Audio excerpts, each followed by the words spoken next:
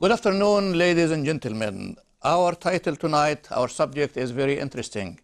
The spread of Islam. Muammar Gaddafi, the president of Libya, said, we don't need terrorism to spread Islam. Just give us 50 years and we will be on control every part of this world that you're living in.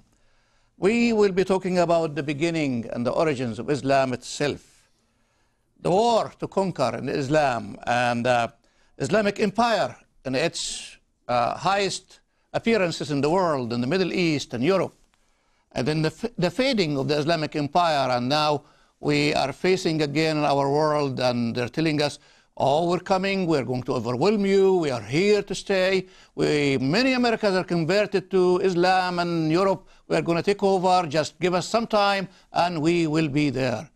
As I said, it's a very interesting subject tonight, this afternoon, about the spread of Islam, but let's first talk about the beginnings of Islam, the originals, and as usual, we have with us George. George?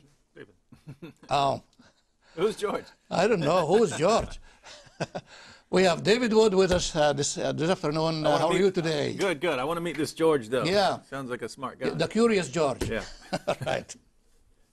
All right. Well, as many people know, if you've talked to Muslims, many Muslims here in the West will actually argue that the spread of Islam is evidence that it's true. So why do you believe in Islam? People say, but it's the fastest growing religion. Or look how fast Islam spread when Muhammad came to prophethood. Now, we're going to look at the spread of Islam both in the early period when Muhammad was, during the time of Muhammad and the four caliphs and so on, and also the spread of Islam today. And we're going to see why Islam spread. It certainly has nothing to do with Islam being true. At no period is there ever a miraculous component to the stage of Islam. It's always, there are always straightforward explanations, and some of them are pretty chilling. And no evidence that God is involved here. So let's look at 4 reasons. We're going to look briefly at 4 reasons for the early spread of Islam. So why did Islam spread so rapidly in its early period? Other political systems, other religions have spread rapidly. Christianity spread very rapidly. In fact, Christianity, without using any violence at all, took over the Roman Empire, the most powerful empire the world had ever seen, in about 3 centuries without shedding a drop of blood. Communism, the political system called communism, spread much more rapidly than Islam. It took over almost half the world in just a few decades. So that certainly spread much more rapidly than Islam. But why did Islam spread? Interestingly, when we go to the Muslim sources, when we open the Muslim sources, the Quran, the Hadith, the Sirah literature, we find some interesting details that give us clues about why Islam was spreading rapidly. Let's look at some of the reasons given in Muslim sources for why certain people converted to Islam. Interestingly, in the Muslim sources, we find reason number 1, Muhammad's ability to inspire rage and violence in his followers. Some people actually converted to Islam because they looked at people who, when they became Muslims, became extremely violent, and people said, wow, I'm going to convert to that religion. Look how violent these people become.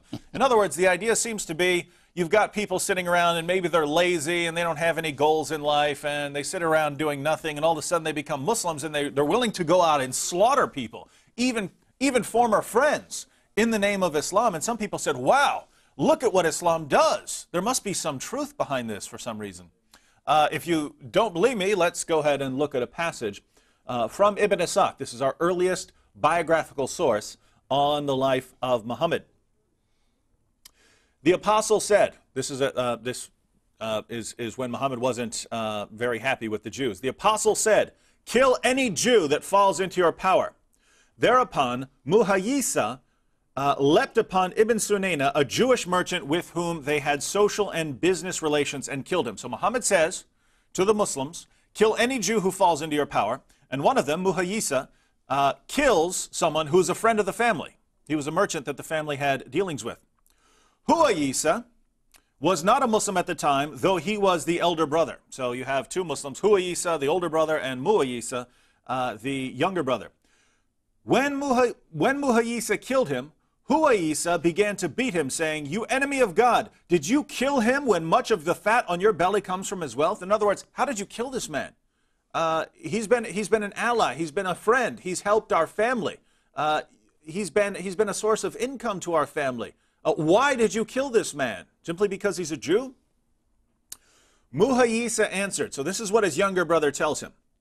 "Had the one who ordered me to kill him ordered me to kill you, I would have cut your head off." In other words, dear brother, if Muhammad answered, "Muhammad told me to kill this man. He told me to kill any Jew who falls into my power, and so I killed him. And in fact, if Muhammad told me to kill you, my own brother, I would chop your head off without even thinking about it." Wow. So what was Huwayisa's reaction? He said that this was the beginning of Huwayisa's acceptance of Islam. The others replied, "By God, if Muhammad had ordered you to kill me, would you have killed me?" He said, "Yes, by God, had he ordered me to cut off your head, I would have done so." So other people are asking him, really, his family and friends, would you kill me if Muhammad said so? And he says, "Yes, if he ordered me to kill, I'd kill all of you if Muhammad told me to." He exclaimed, so this is his brother, he exclaimed, "By God, a religion which can bring you to this is marvelous." And he became a Muslim. So he says, wow, my younger brother sits around and does nothing. All of a sudden he becomes a Muslim, and he's willing to go around chopping people's heads off and killing people who are even close friends of our family. And he's even willing to kill me and the rest of his family members, all for the sake of Islam. Surely anything that can inspire my younger brother to do this must have something going for it. It must be true. This killing issue, can we imagine in the era of the Arabian Peninsula at that time, do you think there were wars between these tribes to kill each other? Mm-hmm. I know that it was a commercial route in these areas, and everybody's trying to control what he has or what was going on from Ethiopia to Asia, all of these commercial routes. Do you think the killing issue there, it just was a norm or just came by when Islam came? Yeah, it was an issue. There were tribes, there were fighting. Okay. In fact, one of the reasons Muhammad came, was allowed to come to Medina, was that there were warring tribes there, and they believed that Muhammad could act as a mediator. Of course, he actually brought more war, far more war than they were used to. But you'd have tribal disputes, but nothing on the scale of Islam, where you conquer all of Arabia. There's nothing like that. So Muhammad takes the violence to another level. And at that point, you see, for the Arabs of the time and for the Jews, you had alliances with people.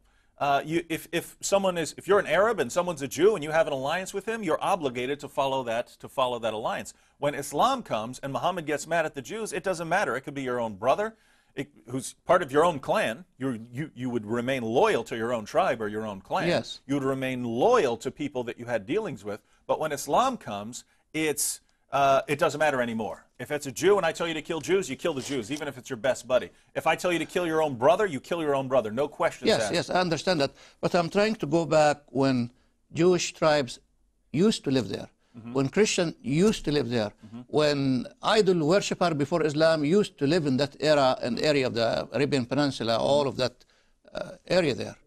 And if I go back in the area that they call it the Muslim today, that Jahiliyyah, the ignorance era before Islam, they have poetry, they have writers, they have a very high literature society that was existing in those places. And there is Christianity and Judaism and the other tribe that used to live. Do you think there is wars in between those, or it was just a calm, peaceful era till Islam came and begins to...